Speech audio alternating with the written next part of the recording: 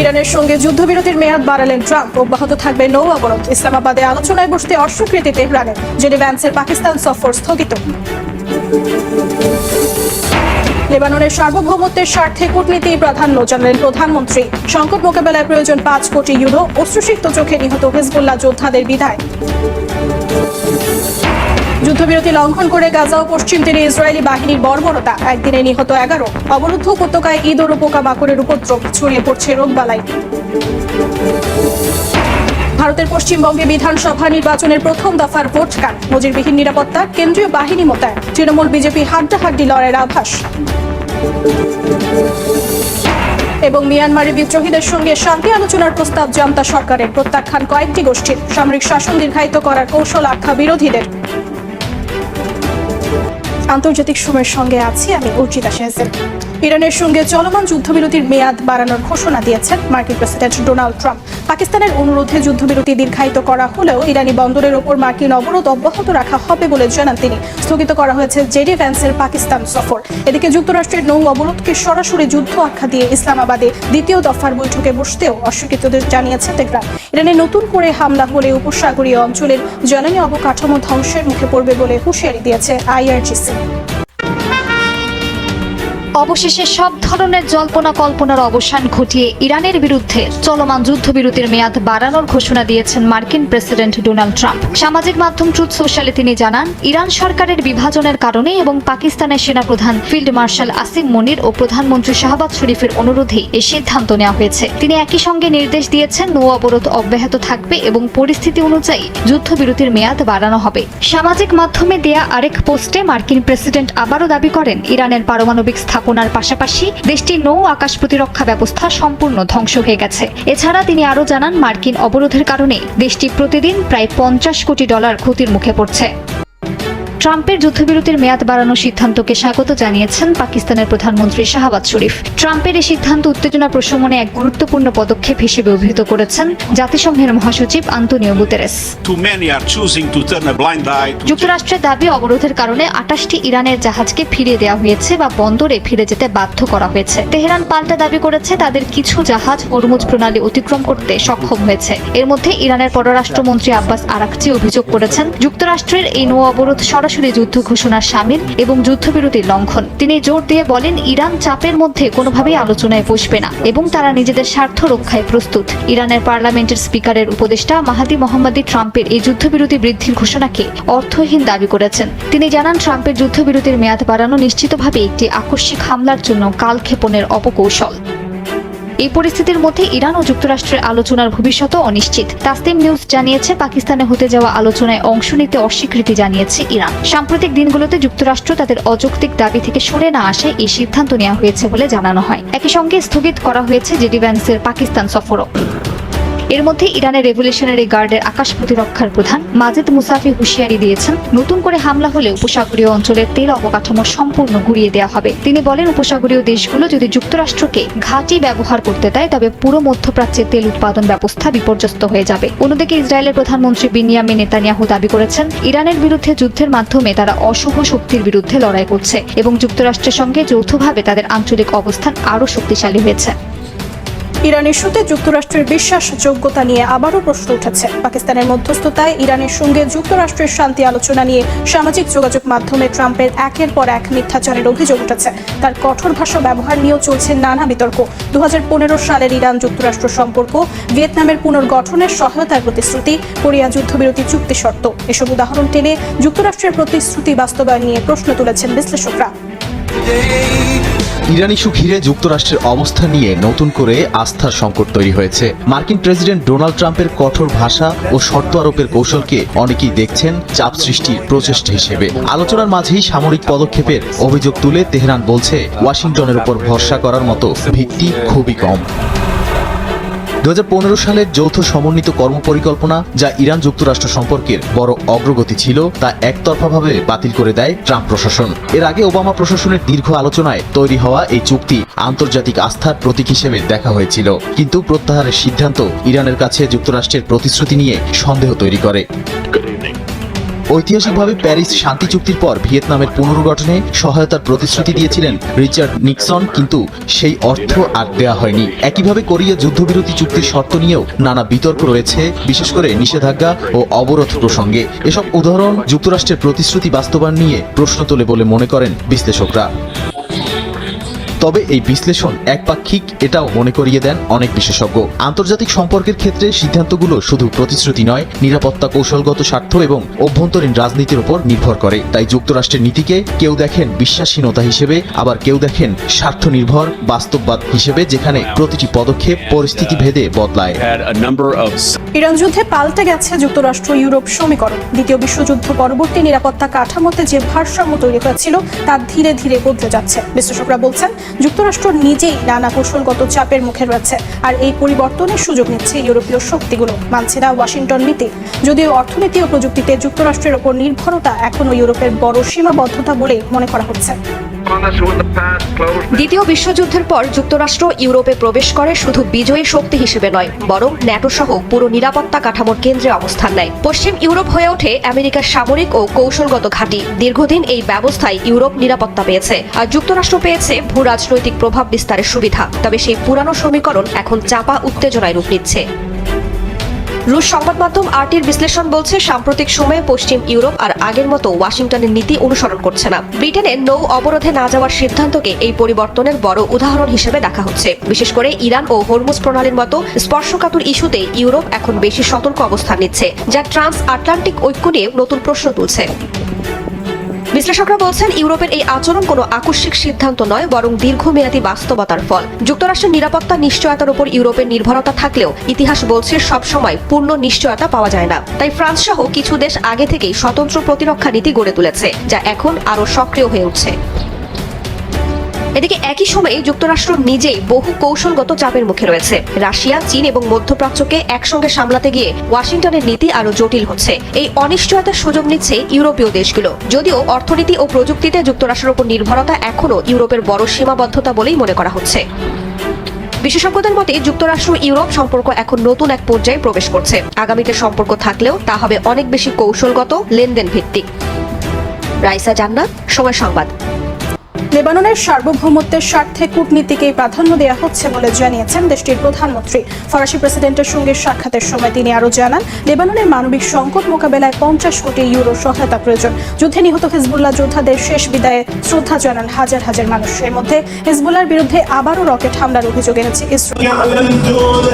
যুদ্ধের রক্তাক্ত বাস্তবতায় লেবাননে নেমে এলো আবারও শোকের ছায়া। হিজবুল্লাহর পতাকায় মোড়ানো কফিন ঘিরে কান্নায় ভেঙে পড়েন পরিবারের সদস্যরা। আপনজনদের জানায় এক আবেগঘন বিদায়। লেবাননের ক্লাইলে হিজবুল্লাহ যোদ্ধাদের জানাজা যেন ত্যাগ, প্রতিশোধ আর যুদ্ধের গভীর ক্ষতের কঠিন বার্তা পৌঁছে দিল বিশ্ববাসীর কাছে। একই সময়ে কফর সিরেও যুদ্ধে নিহতদের জানাজা অনুষ্ঠিত হয়। এদিকে ফ্রান্সের প্যারিসে লেবাননের প্রধানমন্ত্রী নওয়াফ সালাম এবং ফ্রান্সের প্রেসিডেন্ট ইমানুয়েল ম্যাক্রোর বৈঠকে যুদ্ধজনিত মানবিক সংকট মোকাবিলায় আগামী 6 মাসে 50 কোটি ইউরো সহায়তার প্রয়োজনীয়তার কথা তুলে ধরা হয়। সালাম জানান, এই সংঘাত লেবানন চায়নি, এটি চাপিয়ে দেওয়া হয়েছে। একই সঙ্গে তিনি আন্তর্জাতিক সম্মেলন ও সেনাবাহিনীকে সহায়তার পরিকল্পনার কথা জানান। আমরা হিজবুল্লাহর সঙ্গে কোনো সংঘাতে যেতে চাই না, বরং আমি হিজবুল্লাহর সঙ্গে সংঘাত এড়িয়ে যেতে চাই। বিশ্বাস করুন, আমরা হিজবুল্লাহকে ভয় পাই না। তারা কখনো সংঘাতের উস্কানি দিচ্ছে, আবার কখনো গৃহযুদ্ধের হুমকি দিচ্ছে। অন্যদিকে ইসরায়েলি গণমাধ্যমের বরাতে জানা যায়, যুক্তরাষ্ট্র লেবাননকে 1955 সালের ইসরায়েল বর্জন আইন বাতিলের জন্য চাপ দিচ্ছে। এই আইন অনুযায়ী ইসরায়েলের সঙ্গে সরাসরি বা পরোক্ষ বাণিজ্য ও যোগাযোগ নিষিদ্ধ। একই সঙ্গে ইসরায়েলি সেনাবাহিনী দাবি করেছে, লেবাননের দক্ষিণাঞ্চলে ইসরায়েলি সেনাবাহিনীকে লক্ষ্য করে কয়েকটি রকেট নিক্ষেপ করেছে হিজবুল্লাহ। পাল্টা হামলা চালানোর দাবি করেছে তেল আবিব। ইসরায়েলের প্রতিরক্ষা মন্ত্রী জানিয়েছেন, সামরিক ও কূটনৈতিক চাপের সমন্বয়ে হিজবুল্লাহকে নিরস্ত্রীকরণের লক্ষ্য নিয়ে অভিযান চলছে। ফিলিস্তিনের গাজা ও পশ্চিম তীরে ইসরায়েলি বাহিনীর বর্বর হামলায় একদিনে নিহত হয়েছেন অন্তত 11 জন। এর মধ্যে গাজায় বাড়তে থাকা তাপমাত্রায় আশ্রয় শিবিরগুলোতে ভয়াবহভাবে বেড়েছে ইঁদুর ও পোকামাকড়ের উপদ্রব। ছড়িয়ে পড়ছে চর্মরোগ। এদিকে গাজা পুনর্গঠনের দায়িত্ব সংযুক্ত আরব আমিরাতের অন্যতম বৃহত্তম কোম্পানি ডিপি ওয়ার্ল্ডকে দেওয়ার চিন্তা ভাবনা করছে যুক্তরাষ্ট্র। অবরুদ্ধ গাজায় হামলা কমানোর কোনো নামই নিচ্ছে না ইসরায়েল। স্থানীয় সময় মঙ্গলবার উপত্যকার খান ইউনিসে বিমান ও ড্রোন হামলায় বেশ কয়েকজন নিহত হয়েছেন। একই সঙ্গে বেতলাহিয়ায় নৌবাহিনীর গোলাবর্ষণেও বেশ কয়েকজন হতাহত হয়েছেন। ছেলের মৃত্যুর সংবাদে ভেঙে পড়েছেন অসহায় এই বাবা। গেল মঙ্গলবার এক গুণবতী তরুণীর সঙ্গে তার বিয়ের কথাবার্তা ঠিক হয়েছিল, কিন্তু ভাগ্যের পরিহাস, তার সঙ্গে জীবনটা আর এগিয়ে নেওয়া হলো না। তাই আমরা অনুষ্ঠানের প্রস্তুতি নিচ্ছিলাম, এমনকি সেদিন রাতেও। পশ্চিম তীরেও কমেনি সহিংসতা। রামাল্লার কাছে বসতি স্থাপনকারীদের হামলায় স্কুল পড়ুয়া কিশোর সহ কয়েকজন নিহত হয়েছেন। স্থানীয়দের অভিযোগ, এসব হামলার সময় ইসরায়েলি সেনারা সরাসরি সহায়তা দিয়েছে বা নিরাপত্তা দিয়েছে। হেব্রনের একটি নিরাপত্তা কনভয়ের গাড়ির ধাক্কায় আরও এক কিশোরের মৃত্যু উত্তেজনা আরও বাড়িয়েছে। যুদ্ধ থেমে নেই আর থামেনি মানবিক বিপর্যয়ও। গাজার ত্রাণ শিবিরে তাপমাত্রা বাড়তে থাকায় নতুন আতঙ্ক, ইঁদুর, পোকামাকড় আর রোগ ব্যাধির বিস্তার। অস্বাস্থ্যকর পরিবেশে শিশুদের শরীরে ছড়িয়ে পড়ছে চর্মরোগ। গাজার দক্ষিণাঞ্চলীয় খান ইউনিসের আশ্রয় শিবিরগুলোতে ভয়াবহভাবে বেড়েছে ইঁদুর ও পোকামাকড়ের উপদ্রব।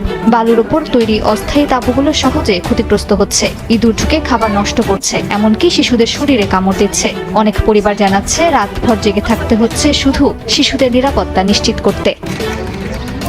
এদিকে গাজার ভবিষ্যৎ পুনর্গঠন ঘিরে আন্তর্জাতিক পর্যায়ে আলোচনা জোরদার হচ্ছে। গাজা পুনর্গঠন এবং সেখানে সরবরাহ ব্যবস্থা এবং অবকাঠামো প্রকল্প পরিচালনার বিষয়ে দুবাই ভিত্তিক বহুজাতিক প্রতিষ্ঠান ডিপি ওয়ার্ল্ডের সঙ্গে আলোচনা করছেন মার্কিন প্রেসিডেন্ট ডোনাল্ড ট্রাম্পের গঠিত বিশেষ দল বোর্ড অফ পিসের প্রতিনিধিরা। বিষয়টি সম্পর্কে অবগত 3টি সূত্রের বরাত দিয়ে ব্রিটিশ সংবাদ মাধ্যম ফিনান্সিয়াল টাইমসের প্রতিবেদনে বলা হয়, গাজায় মানবিক সহায়তা এবং অন্যান্য পণ্য প্রবেশের ক্ষেত্রে ডিপি ওয়ার্ল্ড লজিস্টিক সহায়তা দিতে পারে কিনা তা নিয়ে বিস্তারিত আলোচনা হয়েছে।